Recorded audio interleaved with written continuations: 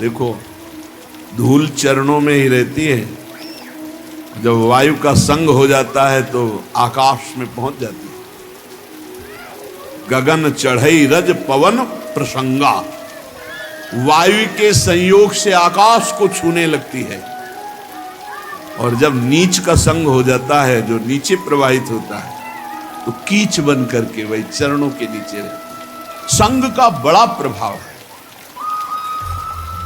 जैसे तिल है, उसका तेल लीटरों में बिकता है, और जब पुष्प के पराग के रस से मिला दिया जाता है तो तोला में बिकता है, उसे फुलेल कहते हैं। जो इत्र में मिलाया जाता है, जो मूल इत्र होता है तो बहुत थोड़ा होता है उसमें, और अगर महंगा तो फिर चंदन में, या और ये जो तिल की कीमत है और जो सुगंधित इत्र की कीमत है, किसी तरह मेल नहीं बनता। वो लीटरों में बिकने वाला वो तोला में बिक, पर जब तिल का संयोग तेल का इत्र से हो जाता है तो वो भी तोला में बिकने लगता है। ध्रुवदास जी महाराज कहते हैं, जो संग है यदि रसिकों का हो जाए तो आप कीमती बन जाओ। अभी माया ने हमको दुर्दशा में पहुंचा दिया। काम क्रोध लोभ मोह मद मत्सर, सच्ची मानिए शरणागति का प्रभाव बहुत बड़ा है। ये नौजवान यौवन अवस्था के बच्चे संपूर्ण मनोरंजन त्याग किए हुए, भोगों का त्याग किए हुए, स्वामी जी की अपार कृपा। देखा है भ्रमण के समय, देखा है सब, और यहां भी देख रहे हैं। 100 में 100 अभी दोपहर तक बदल जाए भगवान जाने। अभी 100 में 100 आज्ञा पर चल रहे, 1% जो धर्म विरुद्ध आचरण है वो नहीं।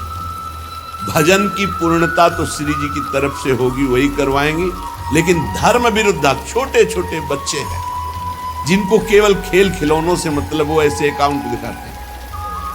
इतने बड़े 60,000 राधा नाम देता, और बढ़ाओ अगली बार 80,000 राधा नाम। इनकी क्या कोई महिमा जाने, अभी ठीक से चल नहीं पाते, 70-80 हजार राधा नाम जपे छोटे छोटे बच्चे, इनकी महिमा आगे जानते हो क्या प्रकाशित होगी। यही जगत को पावन करने वाले, चाहे गृहस्थ बन जाएं चाहे विरक्त बन जाएं, दोनों में ये जगत पावन करने वाले महात्मा हों। कहा न होई संत संग ते, देखो तिल अरु तेल, मोल तोल सब फिर गयो, पायो नाम फुलेल। इत्र की भांति तेल बिकने लगता है। संग का प्रभाव देखो, इत्र के संग से वो इत्र की तौल में बिकने लगता है। ऐसे ही अगर हमें संत संग मिल जाए तो पारस और संत में बड़ा अंतर है। पारस तो लोहे को छूकर सोना बना देती, पारस नहीं बना देती, लेकिन संत आप सरिस चाहे सब कीन्हा, अपने समान सबको बना देते हैं। जब सीधा वृंदावन का आश्रय मिलता है तो विशुद्ध संतों का संग होता है। और धर्म साधन भजन फीके बिनु अनुराग, जैसे बागो बनत नहीं जो न होई सिर पाग। अगर रसिकों का संग न हो तो अनुराग का मार्ग नहीं मिल सकता, प्रेम का मार्ग नहीं मिल सकता। नाटकबाजी बहुत हो सकती है, अहंकार की पूर्ति वाली साधनाएं हो सकती है, प्रेम नहीं। प्रेम बड़ा गुप्त विषय है, हृदय का गुह्य विषय। आज प्रेम के लिए कोई बिरला ही व्याकुल होता है, नहीं अपनी कामनाओं की पूर्ति, बहुत से बहुत पाप नष्ट करने की भावना या कल्याण की भावना, इसके ऊपर मोक्ष हो जाना और मोक्ष का भी त्याग करके भगवत अनुराग में रुदन करना, तड़पना, ये कोई बिरला चाहता है। बिना भगवत प्रेमी महात्मा के प्रेम की पहचान ही नहीं होती। प्रेम की जब पहचान नहीं तो फिर मांग कैसे हो सकती है। और जब प्रेम के लिए तड़पना होता है, कृपा कर दें हरि गुरु, तब प्रेम, जहां प्रेम प्रकट हुआ तो भगवान अजित को उसने अधीन कर लिया। भगवान का एक नाम है प्रेमाधीन।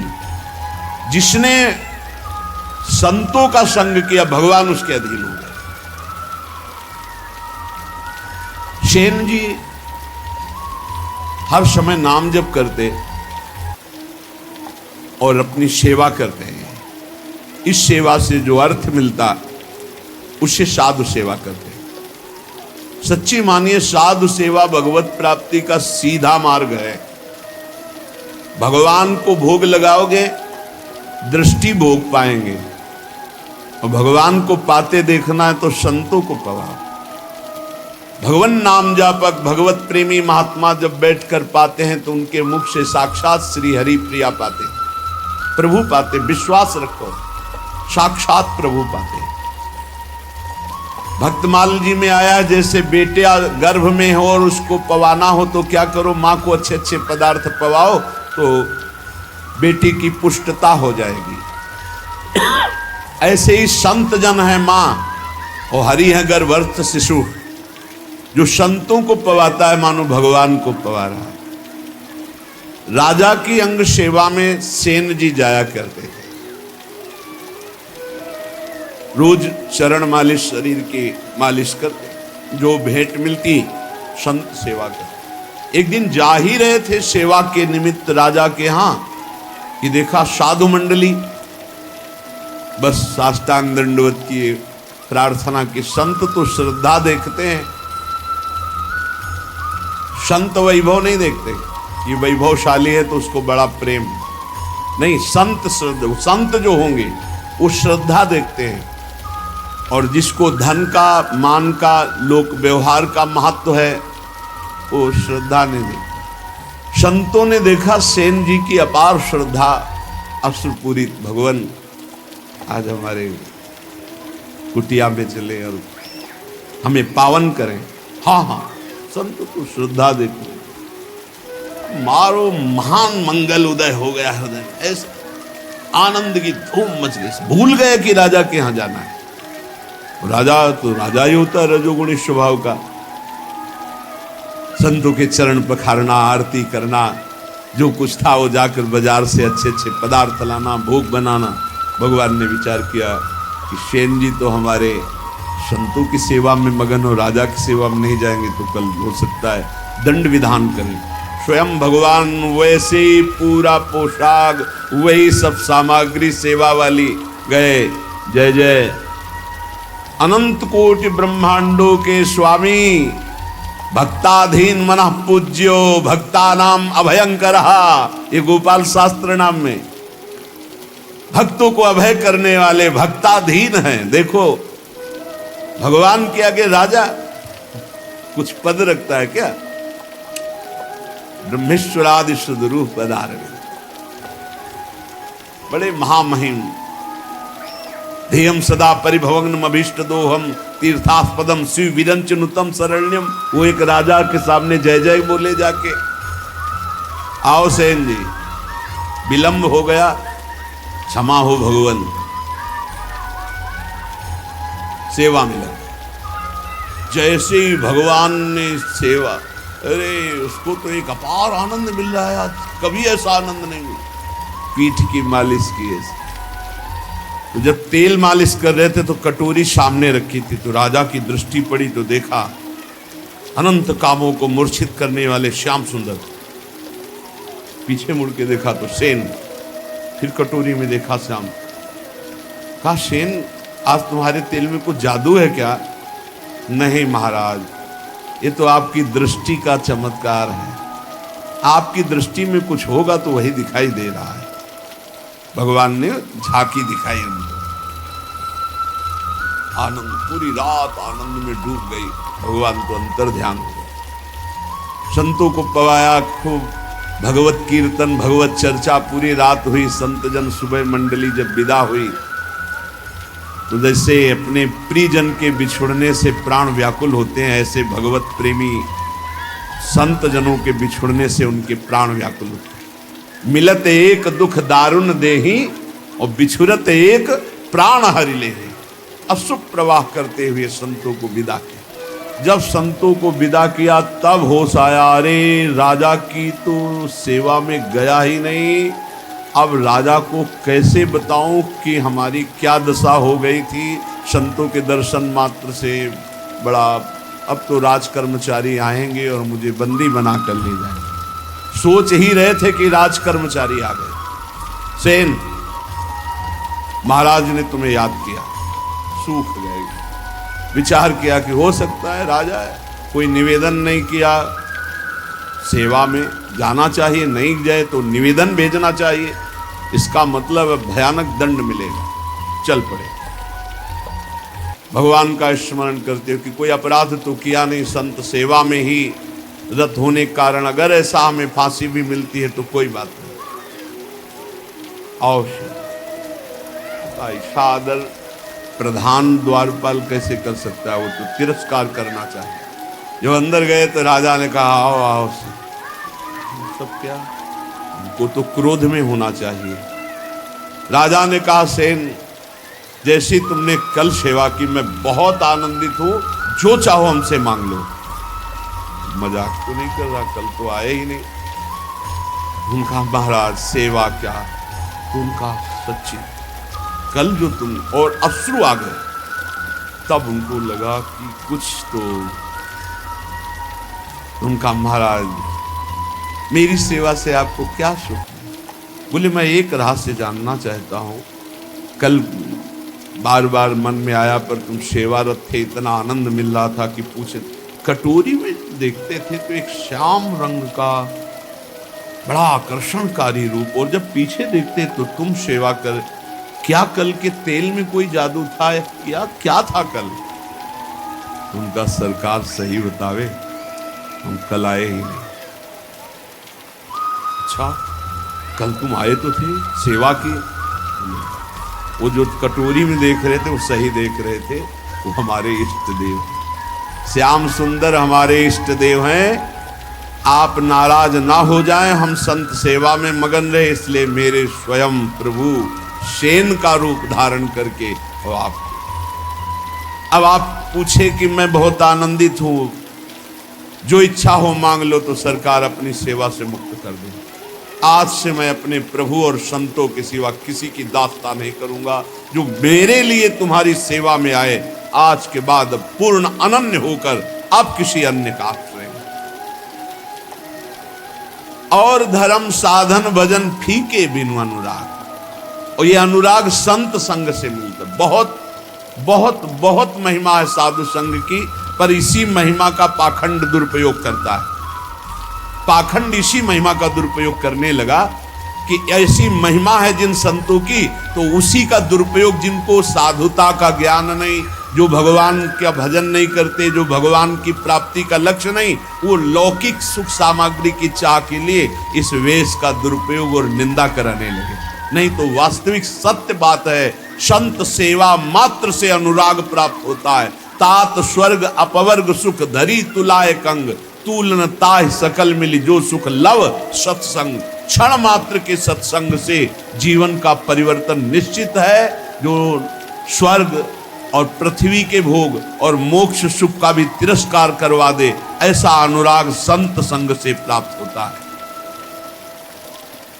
जैसे नक्शिक सुंदर वेशभूषा हो और सिर पर पाग ना हो तो शोभा नहीं बनती, ऐसे सब साधन हो और प्रेम ना हो तो शोभा नहीं उन साधनों की। प्रेम बिना जो कछु करे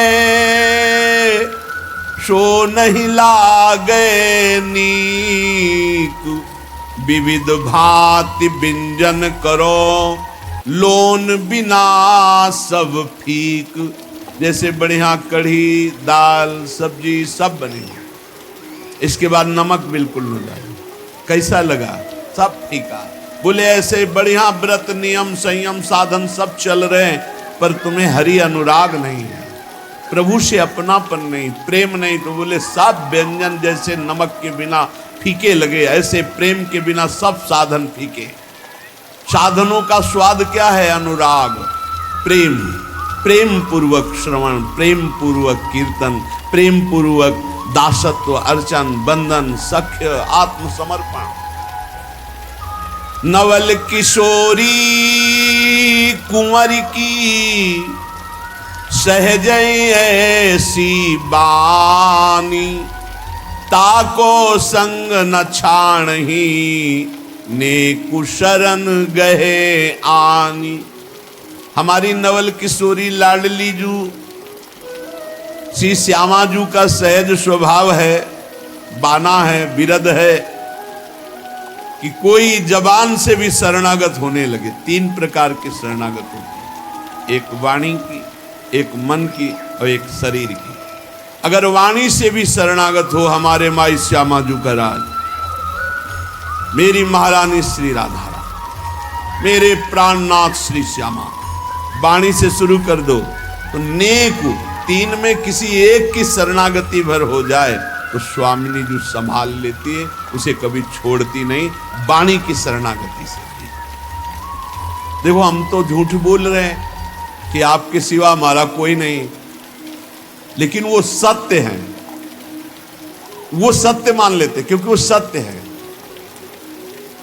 जैसे संतों का सहज स्वभाव होता है, आप कुछ भी बोलो सत्य मान लेंगे।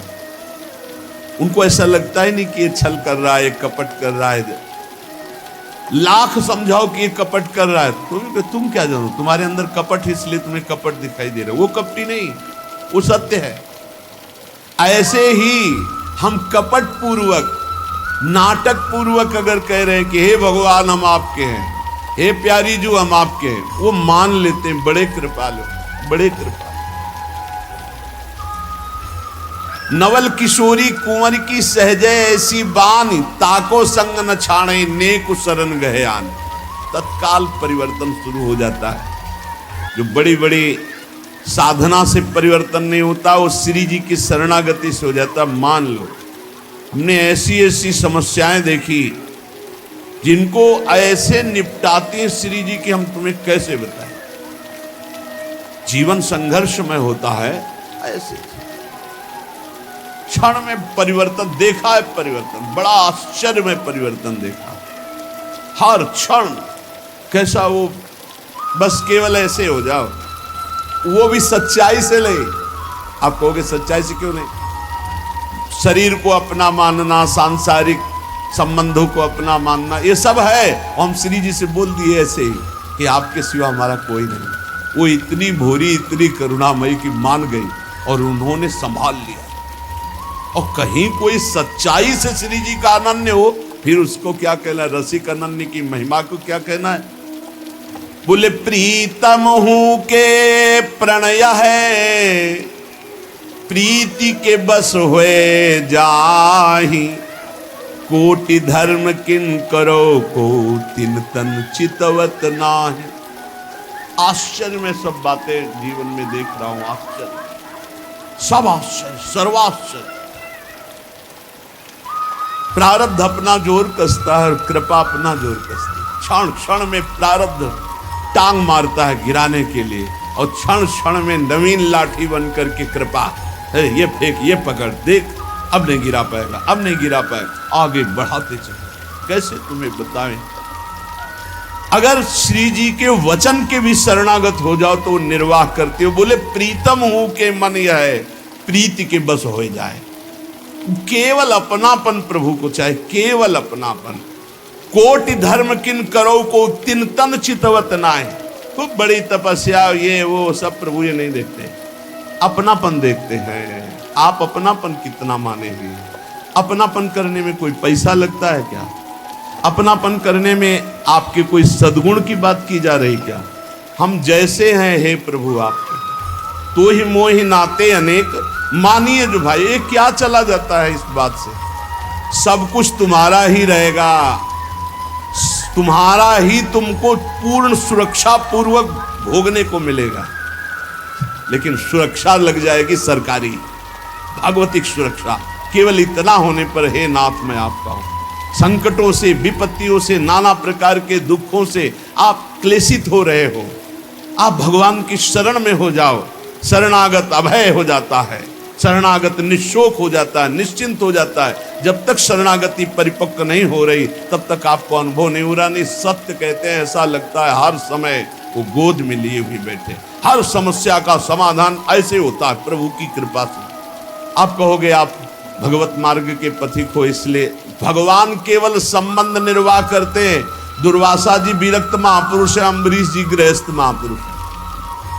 आप विचार करके देख, भगवान की दृष्टि केवल अपनेपन पे रहती है, उनकी तपस्या पे है, उनकी भगवान पे है। क्या आप अपनी दृष्टि भगवान पर नहीं कर सकते? मेरे प्रभु, मेरे श्री कृष्ण, मेरे हरि, मेरे राम, मेरे शिव, जो नाम रूप लो वही है, दूसरा तत्व नहीं है। एक ही परम तत्व, अम्बा बोलो, शिव बोलो, राम बोलो, कृष्ण बोलो, गणेश बोलो, सब वही तत्व हैं। लीला के लिए छोटा बड़ा ये सब, लीला में जब एक ही समान नाटक नहीं होता। नाटक में आनंद तब आता है जब एक सेवक बने, एक स्वामी बने, ऐसे ऐसे पूरा नाटक तभी तैयार। तो इस नाटक मंच पर एक ही परम तत्व अपने आप को विविध रूपों में करके खेल रहा है। करोड़ों प्रकार की धर्म साधना करो, हमारे प्रभु देखते भी नहीं है, लेकिन प्रेम जरा सा आप कर लो तो बिक जाते हैं। ऐसे प्रेमी स्वभाव हमारे प्रभु का है। एक प्राण मन दोई तन, अखियन की सी प्रीति, यद्यपि न्यारी रहत है, देखत ये कहीं रीति। हमारे श्री लाडली लाल कहने को दो हैं, दो तन में एक प्राण, दो तन में एक मन, जैसे दो नेत्रों में एक दृष्टि, ऐसे हमारे प्रियालाल हैं। इनको विलग करके तनिक भी बात पसंद नहीं आती कर वर्णन करना। ये कहने मात्र को श्यामा श्याम है एक ही प्राण, एक ही मन, दो तन। ये रहस्य समझ में आ जाए। बड़े कृपालु हैं, जब बाहां जोरी लटकते हुए प्रेम में चलते हैं, रसिक जन देखते हैं, कोटि कोटि ब्रह्मांडों का सुख भी फीका लगने लगे इनकी एक झांकी में। बाहां जोरी चलत दो, रसिक लाडली लाल, देखो ऐसी भांति छवि, चितवन नैन विशाल, अवगुण करे समुद्र सम, गनत न अपनो जान, राई के सम भजन को मानत मेरु समान। ये लाडले लटकते हुए जब प्रेम रस में और एक झांकी मिल जाए तो चितवन मात्र से अनंत जन्मों के कर्म बंधन कटकर प्रेम सुख में डूब जाए। श्री जी की शरणागति में एक सबसे बड़ी महिमा की बात है कि अगर चूक पे चूक होती चली जाए, समुद्र के समान अपराध बन जाए, तो श्री जी हमारा शरणागत है ऐसा जानकर मानती नहीं कि अपराध किया। और राय थोड़ा भी भजन हो जाए तो पहाड़ के समान मान ले, अरे ये तो बड़ा भजनानंदी, ये तो हमें बहुत सेवा करता, सुख पहुंचाता, थोड़ी सी सेवा। ऐसे प्रभु त्रैलोक मणि, जिन न भजे चितलाए, पशु पंछी ताको सबे, मानत अपनो राय। ऐसे स्वामिनी जी को, ऐसे लालजू का जो भजन नहीं करते, वो पशु पंछी से भी गिरे हुए हैं, क्योंकि वो ऊपर उठ रहे हैं, तुम नीचे गिर रहे हो। वो अपने कर्म का भोग करके ऊपर उठ रहे हैं मानव योनि की तरफ, तुम मानव योनि से नीचे गिर रहे हो। इसलिए मनुष्य जीवन का परम लाभ भगवत प्रेम है। प्रेम इसका कभी अंत नहीं होता। जैसे कहते हैं कि जैसा पहले भजन होता था प्रेम हो, अब वो ऐसा प्रेम, वो प्रेम नहीं है, वो कृपा होती सबसे पहले स्वाद दिलाने के लिए, आपको आकर्षण करने के लिए। प्रेम जिस दिन से प्रकट होगा उस दिन से सदैव बढ़ता रहेगा और कभी भी एक क्षण के लिए भी कम नहीं होता, उसे प्रेम कहते हैं। जब प्रेम प्रकट होगा तो किसी और सुख की चाह नहीं रह जाएगी, ये उसकी पहचान है। रहन न पावत और रस, जहां प्रेम को राज, सकल सुखन को दल मले, जो पंछिन में बाज। बोले जब प्रेम देव का हृदय में प्रादुर्भाव होता है, और बिना प्रेम मिले प्रियालाल का साक्षात्कार नहीं होता। प्रेम देवता मिले बिना सिद्ध होए न कारज। जब तक प्रेम नहीं आएगा तब तक हमारा कार्य सिद्ध नहीं होगा, अर्थात प्रियालाल का साक्षात्कार नहीं होगा, क्योंकि प्रेम के खिलौना दो खेलत है प्रेम खेल। बिना प्रेम के प्रेम रूपी प्रभु का दर्शन नहीं हो सकता। जब प्रेम हृदय में आता तो रहन न पावत और रस। अगर कोई और चाह है तो प्रेम नहीं है। प्रेम का स्वरूप है कामना रहितम। जब प्रेम प्रकट होगा तो कामना एक भी नहीं रह जाएगी। बोले कैसे? बोले हजारों पक्षी जैसे चुन रहा, जे ही बाज उतरा तो आपको पूरी फील्ड में एको पक्षी नहीं रह पाए, और अगर रुका तो दल मलय। उस समय उसका नाप पक्का है। जो पक्षी रुक गया, झपट में आ गया, बाज के पंजे में इतनी ताकत है, फंस जाए ना बस वो मृत्यु समझो उस पक्षी की। ऐसे ही प्रेम जिस हृदय में उतरता है तो काम क्रोध लोभ मोह मद मत्सर ईर्ष्या द्वेष कुछ भी नहीं रह जाता, और जो रहा वो भस्म हो गया। प्रेम का ऐसा प्रभाव। मन पंछी तब लगी उड़े, विषय वासना माही। प्रेम बाज की झपट में, जब लगी आयो नाही। बोले मन पंछी खूब उड़ रहा है विषयों में, बोले मन नहीं लग रहा, भटक रहा है।